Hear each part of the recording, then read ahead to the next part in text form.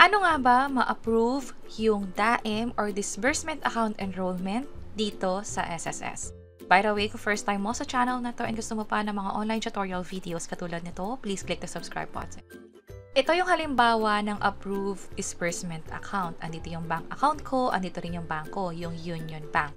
Pwede na itong magamit para sa i-claim or halimbawa maglo-loan ako sa SSS, dito na matatransfer yung pera.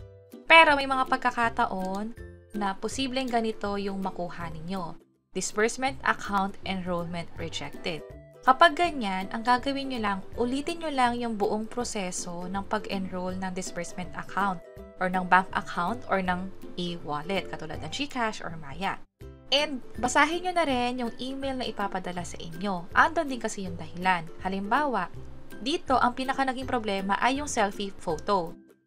Matatandaan na 3 ang requirements sa disbursement account. Una, yung screenshot ng proof of account. Pag sa e-wallet, pwedeng ito yon yung sa phone. Pero kapag sa mga bangko, katulad nito, pwedeng yung ATM card kung nandun yung bank account number. Pwede rin naman yung mga deposit slip. Halimbawa, mag-uumpisa pa lang tayo sa pag-enroll. Punta sa services, disbursement account. Andito yung mga reminder. At sa mga requirements, makikita rin siya sa actual step.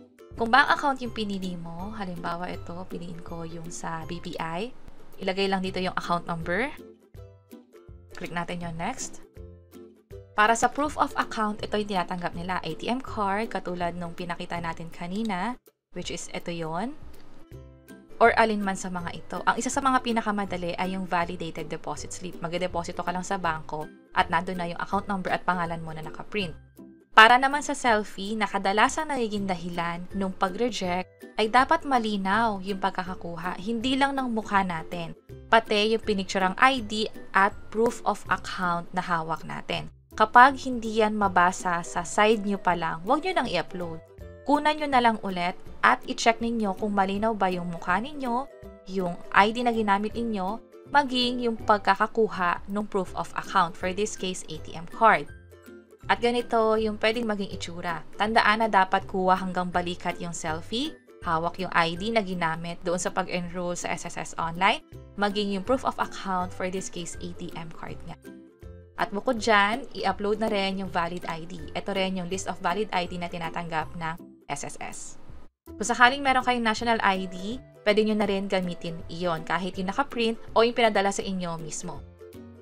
At kapag na-make sure nyo na nakunan nyo na nga ng malinaw yung mga requirements na hinihingi dito, pwede na kayo mag-proceed sa pag-upload at hintayin ang email na ipapadala ng SSS. At bukod nga sa email, i-check nyo na rin yung SSS online account inyo. Dapat ang nakalagay dito ay active disbursement account. Ibig sabihin yan, successfully nakapag-enroll na talaga kayo ng bank account or ng wallet sa SSS. And that's it. Sana nakatulong tong video na to. Kung oo, pakiclick ang like button. At para sa iba't ibang mga tutorial videos, pwede nyo i-check itong nasa baba. Sana makatulong and see you sa mga next videos. Bye-bye!